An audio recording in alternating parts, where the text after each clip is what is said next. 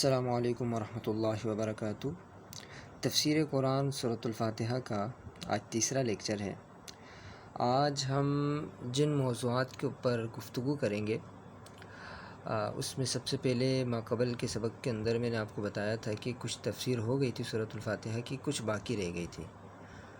تو میں نے کہا تھا کہ انشاءاللہ اگلے سبق کے اندر، اگلے لیکچر کے اندر انشاءاللہ جو بقیہ تفسیر ہے اس کو انشاءاللہ مکمل کیا جائے گا۔ تو آج انشاءاللہ کوشش کریں گے کہ آج کے لیکچر کے اندر ہی سورۃ الفاتحہ کو ہم پایہ تکمیل تک پہنچائیں۔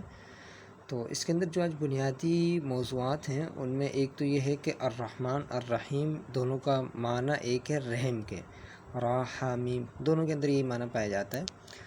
تو دونوں کے اندر فرق کیا ہوگا، ٹھیک ہے، دونوں کے اندر فرق بتایا جائے گا۔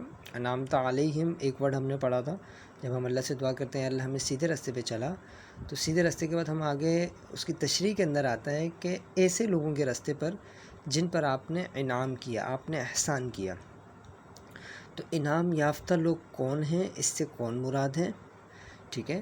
اور اس کے علاوہ آخر میں ہم نے سورت کے بالکل لاسٹ میں ہم نے پڑھا تھا غیر المغضوب علیہم ولا الضالین، یا اللہ ہمیں ایسے لوگوں کے راستے پر نہ چلائیے جن کے اوپر آپ کا غضب ہوا یا جو گمراہ ہوئے۔ اب غضب کن لوگوں کے اوپر اللہ کا ہوا اور ضالین گمراہ کون ہوئے، انشاءاللہ ان کے اوپر آج گفتگو کی جائے گی۔ بغیر کسی تاخیر کے سبق اسٹارٹ کرتے ہیں۔ سب سے پہلے سورۃ الفاتحہ سے متعلق ایک حدیث میں نے آپ کو بتا دی تھی کہ اللہ تبارک و تعالیٰ فرماتے ہیں، صحیح مسلم کی روایت ہے کہ یہ میرے اور میرے بندے کے درمیان مشترک ہے۔ امید ہے کہ آپ نے وہ حدیث کو صحیح سے سمجھ لیا ہوگا سن کے۔ اچھا، اس کے بعد سورہ فاتحہ کے اندر لفظ الرحمن الرحیم یہ دو ورڈ ہیں۔ رحمان راحمیم رحم سے نکلا ہے، الرحیم بھی راحمیم رحم سے نکلا ہے، دونوں کے معنی سیم ہیں، رحم کرنے کے معنی میں آتا ہے۔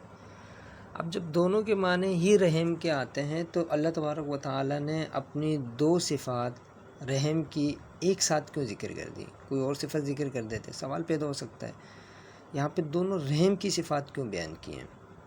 تو دیکھیں یار، رحمان رحیم کے اندر تھوڑا سا فرق ہے، ٹھیک ہے۔ عربی کے اندر ایک اصول عام طور پہ پایا جاتا ہے، ہر جگہ تو خیر اصول نہیں لگے گا لیکن اکثر و بیشتر لگتا ہے یہ اصول، کہ جس چیز کے اندر، جس ورڈ کے اندر حروف زیادہ ہوتے ہیں اس کے معنی کے اندر مبالغہ آ جاتا ہے۔ اب یہ رحمان کے، اگر آپ رحمان کے ورڈ دیکھیں، صرف رحمان کے، راہ 2 میم 3 الف، رحمان کے اوپر جو میم کے اوپر یہ کھڑا زبر ہی الف کے اس میں آتا ہے، تو راہ میم 3 اور الف 4 اور نون 5 حروف ہیں۔ رحیم کے اندر 4 ہیں، راہ یا میم، ٹھیک ہے۔ تو رحمان کے ورڈ زیادہ ہیں، تو اس کے اندر رحم کا معنی بنسبت رحیم کے زیادہ پایا جاتا ہے۔ اللہ تبارک و تعالیٰ رحمان ہے، اس کے اندر رحم کا معنی مبالغے کے ساتھ، زیادتی کے ساتھ پایا جائے گا۔ مطلب اس کا یہ ہوگا کہ اللہ تبارک و تعالیٰ کا رحم اس دنیا پر، یہ اعتبار دنیا کے ہیں رحمان، کہ اللہ تبارک و تعالیٰ کا جو رحم ہے دنیا میں تمام کے لیے مساوی ہے۔ اللہ تبارک و تعالیٰ اتنے زیادہ رحم کرنے والے ہیں کہ جو لوگ اللہ کا سجدہ بھی نہیں کرتے، اللہ کا انکار بھی کرتے ہیں، اللہ تبارک و تعالیٰ ان کو بھی پال رہے ہیں، اللہ ان کو کھلا بھی رہے ہیں، اللہ تبارک و تعالیٰ ان کو زندگی بھی دے رہے ہیں۔ حالانکہ نافرمانی کے باوجود اللہ چاہے مار سکتے ہیں، اللہ چاہے ان کو تکلیف دے سکتے ہیں، ساری چیزیں اللہ کے ہاتھ میں ہیں، اللہ کی قدرت میں ہیں، لیکن اس کے باوجود اللہ تبارک و تعالیٰ نے دنیا کے اندر ہر انسان کے اوپر اس حد تک رحم کیا ہوا ہے کہ چاہے وہ کافر ہو اور جتنا بڑا مشرک ہو، لیکن اللہ تبارک و تعالیٰ نے اس کے اوپر رحم کیا ہوا ہے۔ اللہ کی نافرمانی کرنے کے باوجود اللہ اس کو کھانا بھی دے رہے ہیں، اللہ اس کو پانی بھی دے رہے ہیں، اللہ اس کو سانس بھی دے رہے ہیں، وہ زندہ ہے، جی رہا ہے، اللہ نے اس کا دل بالکل صحیح سلامت رکھا ہوا ہے، اللہ نے اس کے باقی اعضاء کو بالکل صحیح سلامت رکھا ہوا ہے۔ کتنے لوگ ہیں جو اللہ کا انکار کرنے والے ہیں، لیکن اس کے باوجود اللہ تبارک و تعالیٰ کا ان پر اتنا بڑا رحم ہے کہ اللہ تبارک و تعالیٰ نے ان کو صحیح سالم اس دنیا کے اندر رکھا ہوا ہے، ٹھیک ہے۔ یہ رحمان کے اندر رحم کا معنی مبالغے کے ساتھ پایا جاتا ہے، تام الرحمہ، یعنی اللہ کا رحم تام ہے، چاہے مسلمان ہو کافر ہو، سب کے اوپر اللہ کا رحم ہے دنیا کے اندر۔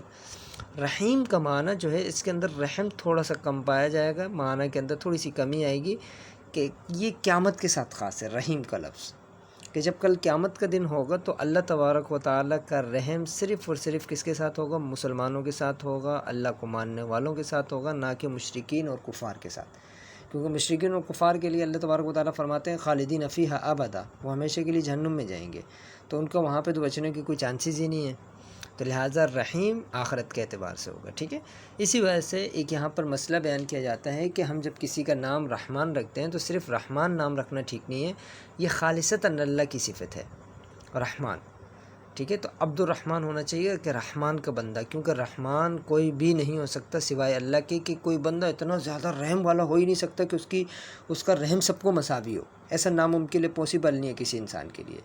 ہاں بعض لوگوں کے لیے رحم ہوگا، بعض کے لیے نہیں ہوگا، تو یہ اللہ کی صفت رحمان ایسی ہے کہ صرف اللہ کے ساتھ خاص ہے، باقی دنیا میں کسی کے ساتھ نہیں ہے، ٹھیک ہے۔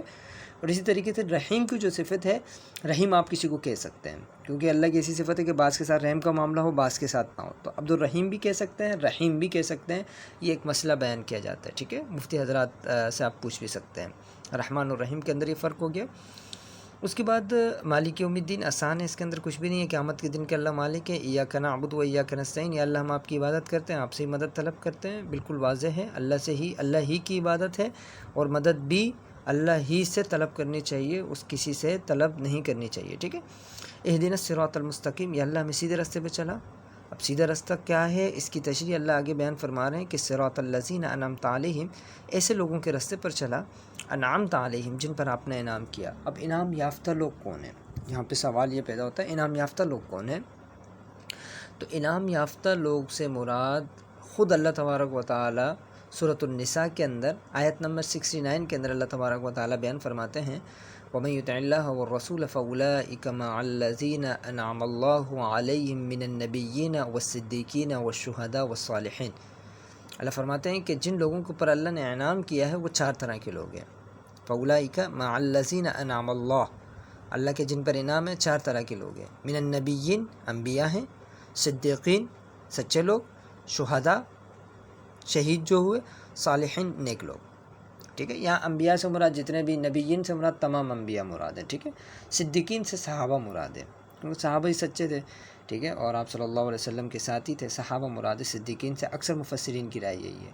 شہداء سے مراد جو اللہ کی راہ میں شہید ہو جاتے ہیں، ٹھیک ہے، اور صالحین سے مراد اس امت کے جتنے بھی بڑے بزرگ علماء نیک لوگ ہوں گے، سب صالحین کے اندر آتے ہیں، بشرطے کہ نیک ہوں۔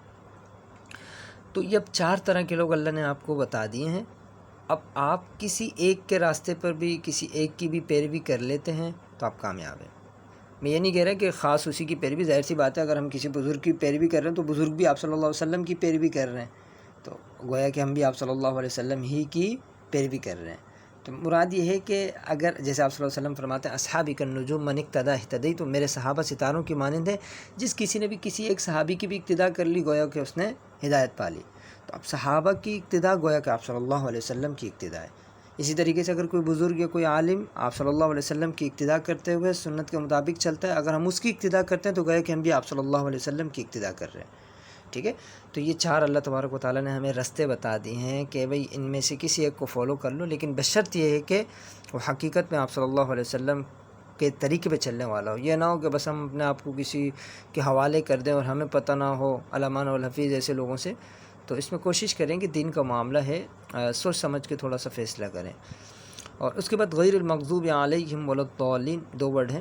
مغضوب علیہم، یا اللہ ایسے لوگوں کے رستے پہ نہ چلائیے جن پر آپ کا غضب ہوا، اور ضالین سے مراد جو گمراہ ہوئے۔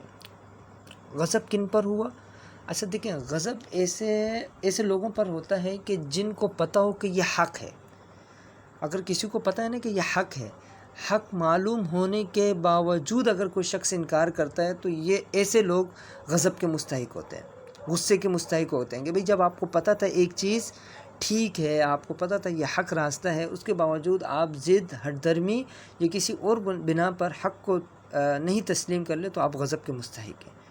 اور ضالین سے مراد گمراہ، یعنی کہ کسی کو پتہ ہی نہیں ہے حق کیا ہے، حق کیا نہیں ہے، تو وہ بیچارہ جہالت کی وجہ سے، نامعلوم ہونے کی وجہ سے وہ غلط راستے پہ چل گیا۔ ایسے لوگوں کو ضال کہتے ہیں۔ ضال کہتے ہیں ایسے بندہ جو گمراہ ہو، راستہ بھول گیا ہو، اس کو پتہ نہ ہو حق کیا ہے، سچ کیا ہے، بیچارہ بھٹک گیا ہو۔ تو یہاں مغضوب سے مراد اکثر مفسرین نے لکھا ہے یہاں پہ مغضوب سے مراد یہود ہیں۔ یہود جانتے تھے حق راستہ کیا ہے، لیکن اس کے باوجود آپ صلی اللہ علیہ وسلم پر ایمان نہیں لاتے تھے، جبکہ نصارہ کے بارے میں آتا ہے وہ حضرت عیسیٰ علیہ السلام کی محبت میں اتنا زیادہ آگے نکل چکے تھے، انہوں نے اللہ کا بیٹا بنا دیا، وہ جہالت کی وجہ سے تھا، اپنے دین پہ ہی چل رہے تھے لیکن جہالت کی وجہ سے وہ کچھ اپنے دین میں غلو کر چکے تھے اور آگے بڑھ چکے تھے۔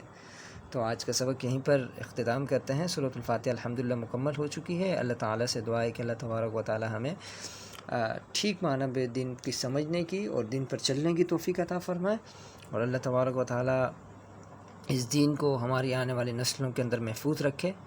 آمین۔ السلام علیکم ورحمۃ اللہ وبرکاتہ۔